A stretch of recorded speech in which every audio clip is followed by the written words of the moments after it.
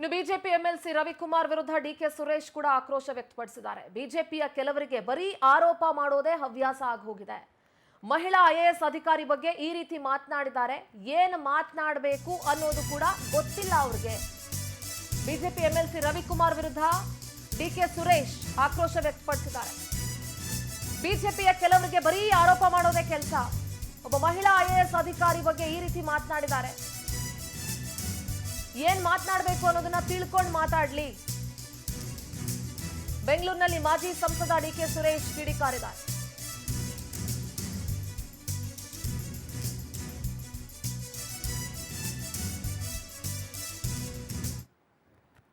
ಅಂದ್ರೆ ಅವರು ಕೆಲವರು ಏನಾಗತ್ತೆ ಅಂತಂದ್ರೆ ಕೆಲವರಿಗೆ ಆರೋಪ ಮಾಡೋದೇ ಒಂದು ಹವ್ಯಾಸ ಆಗ್ಬಿಟ್ಟಿತ್ತು.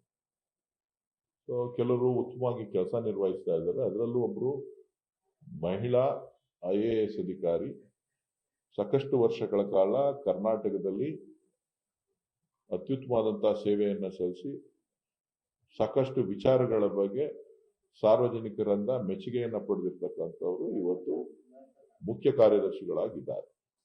ಅವ್ರ ಬಗ್ಗೆ ಅಪಾರವಾದಂತಹ ಗೌರವ ಇದೆ. ಸೊ ಆ ಗೌರವವನ್ನ ಅರ್ಥ ಮಾಡಿಕೊಂಡು ಯಾವ ಅಧಿಕಾರಿಗಳ ಬಗ್ಗೆ ಏನ್ ಮಾತಾಡಬೇಕು ಅನ್ನೋದನ್ನ ತಿಳ್ಕೊಂಡು ನಾಯಕರುಗಳು ಮಾತನಾಡೋದು ಒಳ್ಳೇದು.